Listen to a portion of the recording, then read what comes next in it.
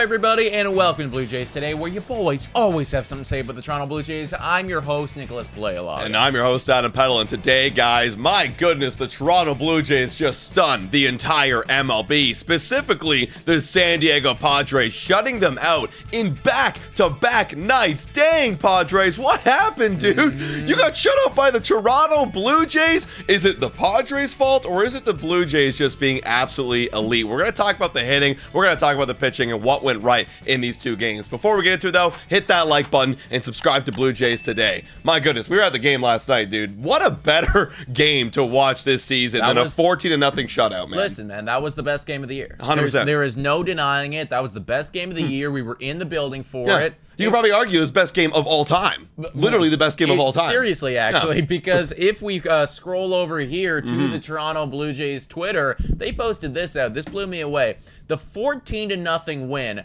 is tied for the largest home shutout in Blue Jays history. So it, like, quite literally, it was historical performances that we watched last night, and you can actually trace it back to the first game too, because right now it is 17-0 in terms of the entire series, right? Which the Toronto Blue Jays, by the way, have won, giving them a record of 500, 24-24, and putting them second in the American League East. Isn't that funny how we were on the Blue Jays Today show, everything's looking doom and gloom, and I had this feeling too. I was like, oh man, I know they're gonna lose this series, or at least in my heart they should lose this series, and they go out and they just do the absolute opposite. But here's the thing, right? And when you perform at this level, because there's probably gonna be people down below saying, oh, we're overreacting, whatever. And look, I'm not all the way back on this team. One bad series, and it's like, oh shit, like here we go again. Here's the normal things. But when you shut out a good ball team, and when you have the offensive performances that we saw last night, 17 runs in 2 games against their 0. Yeah. I mean, how much more dramatic can you get than that? Like, that is a fucking statement series. The Toronto Blue Jays, and I keep saying this, even when they are doing bad, there are moments and nuggets like we're seeing these past 2 days where it's like, that if you could just access that level of pitching dominance, that level of offensive performance, then we have an absolute chance. Let's get into it right now, like what exactly went right for this team, and a lot of it went right. You'll probably hear it in this video. I want to start with Dalton Varsho. Okay, I want to start with Dalton Varsho. Varsho, bro, because look, I think that if anybody deserves to be glazed, it is this guy. You just brought up something saying like, well, if they could just access this, if they could just get that. That's what we've been saying about Dalton Varsho for freaking years, everybody. If he could just tap into that power, if he could just tap into that, lefty, hitting prowess that he has, wow, he would be a good baseball player. And so far, I mean, this guy is doing everything that he could be asked for and more. And we know that Dalton Varsho tinkers with his mechanics, tinkers with his stance, and makes a lot of adjustments. And he made yet another one this season. And he looks like, from the eyeball test, he's a lot more relaxed at the plate. He's not stiff. He's not upright. He's not keeping the legs straight. He's a lot more relaxed, knees bent, and he's just letting it fly right now. And clearly it's showing, because he's got 7 home runs in 16 games. Now, if you look at the batting average, it's low. Yes. The on base, it's low, yes, but like right now it's good. Is he gonna hit 7 home runs every 16 games for the season? No. There will be a period where he's gonna go through his slumps and the pitchers are gonna adjust to him and start dancing around him, but it's up to Dalton Varsho to lay off those pitches. Right now the pitchers are attacking him in the 3 spot. They're going, why is Dalton Varsho batting 3rd? Let me attack this guy. He ain't it, but he is right now. And shout out to Dalton Varsho, who's already got a 1 WAR in the season, only playing 16 games. 100%, dude. I mean, this guy's actually kind of making up for where Anthony Santander is not performing. And again, like, Santander is still a worry for me. That's not what this podcast is about. We got another video about that. If you want to go talk, look at what's going wrong with Santander, then please feel free to do so. But Dalton Varsho coming in and performing at this level from an offensive standpoint, it's huge. Like, now it's giving somebody behind Guerrero, behind Bo Bichette, to actually drive those guys in. And I mean, if you want to tell the viewers what happened last night with your betting account, this guy literally saved you. Well, shout out to all the influencers that were sitting by, around the Rogers Center, but they were kind of calling me crazy, saying that I picked Dalton Varsho for a home run in my parlay, and I hit it right there in the 8th inning, and he came up clutch with that grand slam. So shout out to Dalton Varsho for being a menace, and honestly, shout out to the rest of the Blue Jays team as well, I'll kind of loop it all together. The home runs are coming back, folks. And like overall in the season, yes, the Blue Jays still are ranked 23rd in home runs right here if you look at Fangraphs, but that was a lot better than 29th and 30th that we were earlier in the season. And due to performances like as well we saw last night from Nathan Lucas. Would you be shocked if I told you back in March that Nathan Lucas would be third on this team in OPS? Fourth. There's George Springer in there. Fourth on this team in OPS. You probably would. You probably would. No, I definitely would, yeah. But you got to give a big shout out to Nathan Lucas, who's absolutely doing it right now. He's got 4 home runs in 79 at-bats as well, with an OPS of 809 and an average 266. He was also in my parlay, by the way, so thank you, Nathan Lucas. Listen, you need to have performances like this that you just don't expect, you don't anticipate.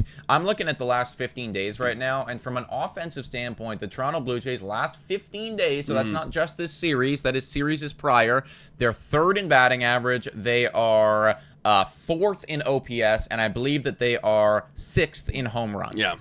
Massive. So this is an offense that's actually starting to click and starting to work. And they're doing it against very good pitching as well in the Padres. Like, these guys weren't no slumps. Like, we faced Dylan Cease. Yeah, I know, it's Dylan Cease. Like, he is obviously, going through a rough time right now, but we still got to him for 3 runs, and we got the win there. Then we had another guy literally yesterday, which was Vasquez. He was doing phenomenal beginning this season, and we got to him in 4 2/3 innings pitched with 2 earned runs. So the boys are doing it with big numbers against good guys. 100%, dude. I mean, this is a squad right now that is actually starting to cook. Before we wrap up, we obviously do need to give a big shout out to the pitchers as well, because shutting out a Padres lineup, that might even be more impressive than, scoring all of these runs. This Padres lineup, it's scary, guys. I mean, they had their top 7, 5 or 6 of them had OPSs over 800, and Merrill's crazy, Tatis is in the MVP card. It's a good freaking lineup. So to see Chris Bassett come out in game 1, go 6 innings scoreless, then follow that up with Kevin Gausman going 7 innings scoreless, and on top of all of that, having bullpen performances. Fuck, even Urania lowered his goddamn ERA. You are seeing a Toronto Blue Jays pitching staff that right now is all of a sudden also starting to cook. And before we wrap up as well, I got to give a massive shout out to that bullpen. The bullpen is wildly different than it was last year. That is something that you can take to the bank, everybody, because look at some of these statistics. 4th in whip, 9th, in walks, 1st in K per 9. I know the ERA is 13th, but the most important statistics in terms of the bullpen is that whip, is that K per 9 as well. The ability to, when you're put into a situation where you do need that strikeout, right, there is a runner in scoring position, you do need the K. Can you get it? Yes, they can. Whoa, time for a quick shout out to the sponsor of this video. Hit your picks and knock it out of the park with Betway. Scan the QR code down below to join the action. Only available in Ontario. Must be 19 years of older to participate. Please play responsibly. Now, everyone, back to the content. Yeah, and look, I love the bullpen, and I want to kind of circle back to the starting pitching just for a moment, because I know it's just one start, and before this, I was saying Kevin Gausman, he's struggling right now. This may not be the Kevin Gausman we've seen.